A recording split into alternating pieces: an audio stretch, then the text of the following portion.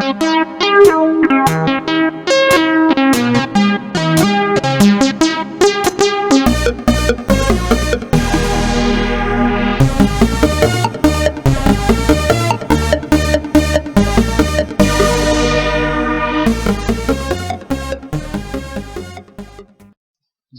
is a core-independent peripheral? Core-independent peripherals, CIPs, are peripherals that have been designed with additional capabilities to handle a variety of tasks without the need for intervention from the central processing unit. Anytime the CPU is needed to make a change to the embedded system or handle a task of some sort, it will rely on instructions that you have written and will then be downloaded into the microcontroller's program memory to tell the CPU exactly what to do. CIPs automatically maintain some tasks within the system, freeing the CPU to simply supervise the system, handle some other task in parallel, or go into a lower power mode. Microchip technology has developed many 8-bit and 16-bit devices with CIPs. All of the currently available CIPs for 8-bit PIC and AVR microcontrollers are shown below in color code by peripheral category. Intelligent analog, sensor interfacing and signal conditioning, waveform control, PWM drive, and waveform generation, timing and measurements, signal measurement with timing and counter control, logic and math, customizable logic and math functions, safety and monitoring, hardware monitoring and fault detection, communications, wired, wireless, and encryption, user interface, capacitive touch sensing and LCD control, low power and system flexibility, 8-bit PIC and AVR microcontrollers, CPU, memory, 8, 10, 12-bit ADC, ADC with gain stage, ADC with computation, comparators, DAC, high-speed comparators, operational amplifiers, ramp generator, slope compensation, voltage reference, zero cross detect, high current I/O, temp, indicator sensor, enhanced capture compare /PWM, complementary output generator, complementary waveform generator, data signal modulator, numerically, what does that say? Numerically controlled oscillator, programmable switch mode CNTLR controller, 10 bytes or 10 bits, 12B, 16B PWM, waveform extension, clock failure detection, cyclical redundancy check, hardware limit timer, windowed WDT, brownout detection, and then between CPU and memory, input capture, angular timer, charge time measurement, RTC/C, real-time clock maybe, signal measurement timer, 8, 12, 16, 20, 24-bit timers, quadrature decoder, output compare, M-touch solution, Q-touch solution, peripheral touch controller, LCD, direct memory access controller, high endurance flash data, event system, idle and doze, peripheral module disable, peripheral pin select, extreme low power XLP technology, pico power, EEPROM, external bus interface, hardware multiply, math accelerator, Is this under memory? Are these the categories? I'm not sure. Configurable custom logic, configurable logic cell, crypto engine, AES, DES, CAN, eUSART, Ethernet MAC, I2C TWI, LI, SPI, Keylock sub-gigahertz RF, crystal-free USB, full-speed USB, device WWO OTG, IR-COM. Each peripheral will have its own section with an overview and associated tutorials elsewhere in this wiki. At this point, we will concentrate only on the concept of core independence. The following example will be used to develop this concept. A simple application example solved two ways. Let's consider a very simple application where a single pin on a microcontroller is toggled high and low. This will essentially generate a square wave on the output pin of the microcontroller. Since there is no requirement to modify the duty cycle for this square wave, the task is handled in software by toggling the particular pin each time through a loop. Microcontroller, central processing unit, software, toggle output pin. Now consider what would happen if a second task is added. In this case, every time an analog voltage connected to one of the microcontroller pins exceeds 1.1 volts, then a 2 millisecond pulse on another pin is generated. Here, a potentiometer connected to one of the microcontroller pins is used to control the analog voltage. And then there's the signal out. This additional task can be handled in a number of ways. We present two solutions. The first relying on user software implementing interrupts, and the second using CIPs. Solution A, a software approach. Many microcontrollers feature some fundamental peripherals, like a comparator, that is used to determine when the input voltage exceeds 1.1 volts, and a timer which is used to time the output pulse. You would then write some code that would look like the image below. And it shows a multimeter measuring the voltage here before, well, I won't comment. Microcontroller, central processing unit, software, toggle output pin, interrupt polarization, comp, ISR, reset timer, load timer, IO high, timer ISR, clear timer, IO low, input-output port. In the image above, the software routine behaves as follows. An interrupt is generated whenever the comparator input exceeds 1.1 volts. A software routine is used to check the priority of the interrupt and ensure that an interrupt with higher priority hasn't occurred at the same time.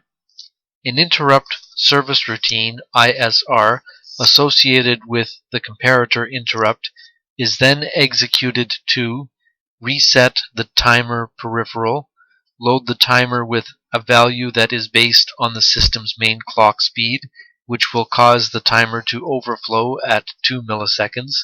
The output pin is then driven high to start the output pulse. Once the timer overflows at 2 milliseconds, another interrupt is generated. The software routine is used to check the priority of the interrupt and ensure that an interrupt with higher priority hasn't occurred at the same time. The timer ISR is then called to clear the timer. The output pin is then driven low to end the pulse. The following image is an oscilloscope capture of the output from a microcontroller using the above software-based solution.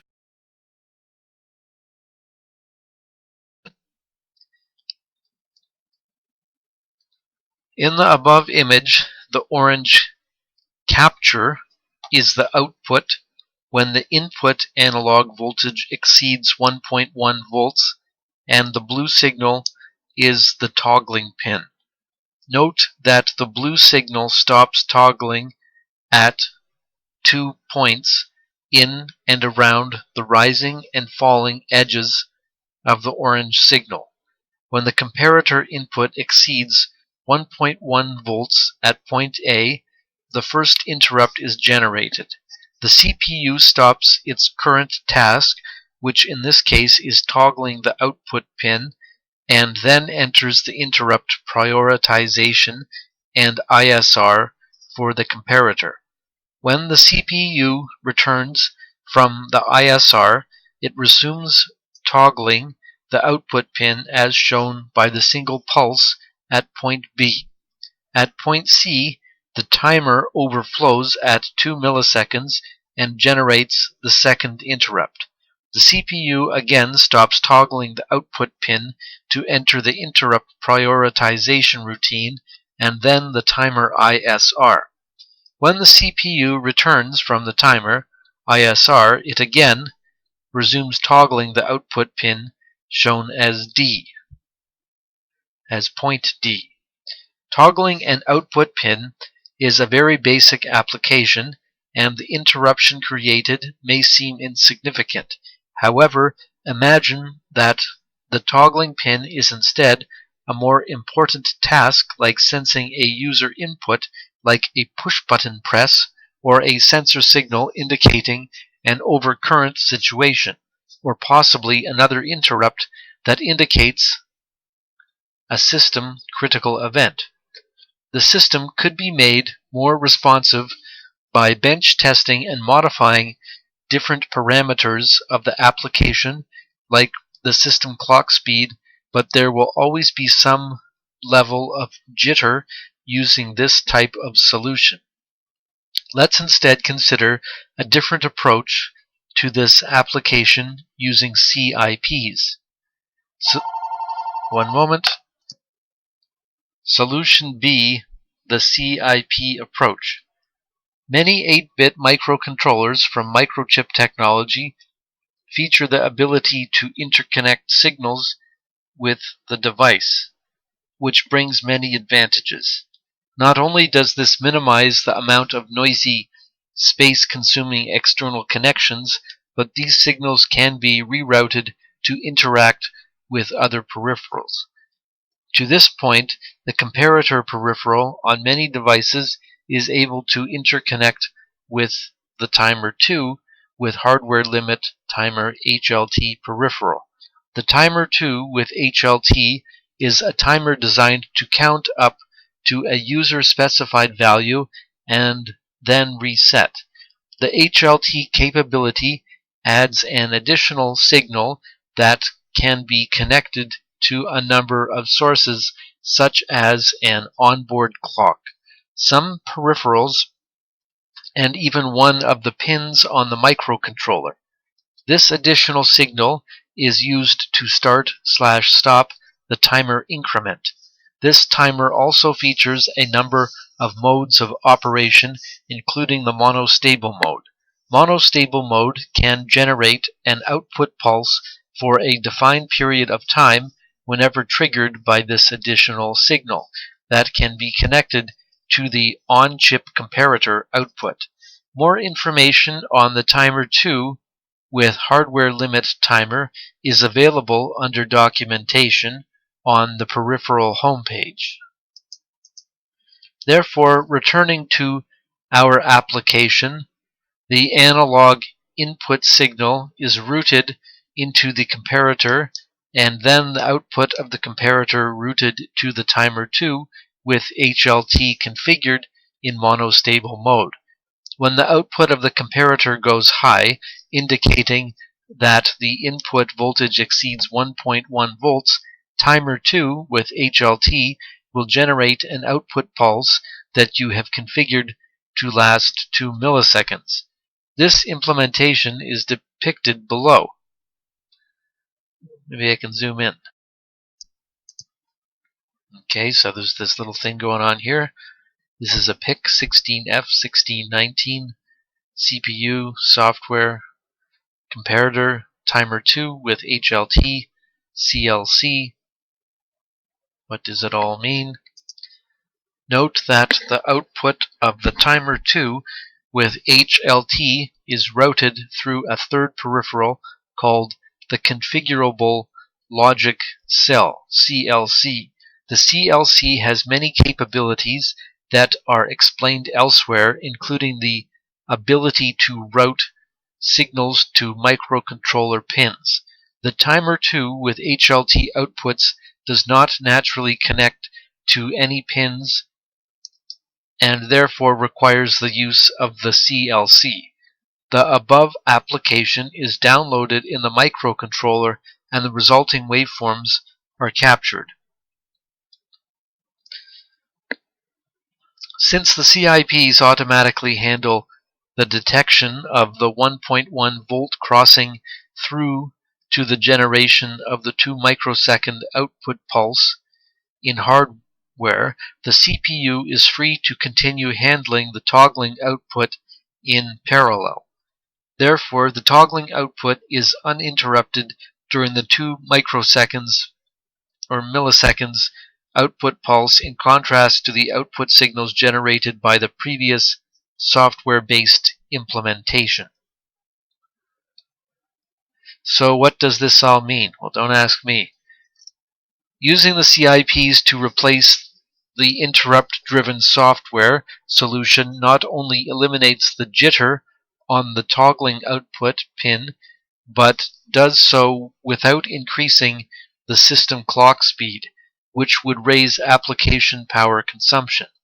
An additional benefit is noticeable when we observe both the software-based and CIP solution waveforms together. Software-based implementation, CIP implementation. Notice how the output pulse for the software-based solution is wider/longer than the output pulse for the CIP solution. When measured, the software-based solution output pulse is actually closer to 7 milliseconds. Although the timer has been configured to overflow at 2 milliseconds, latencies introduced by software have added additional time delaying how fast the output pulse actually gets driven. Again, this is correctable to some degree by increasing the operation speed of the system, which also increases power consumption. Conversely, the CIP solution output pulse is exactly 2 milliseconds without any change to the system clock. Summary.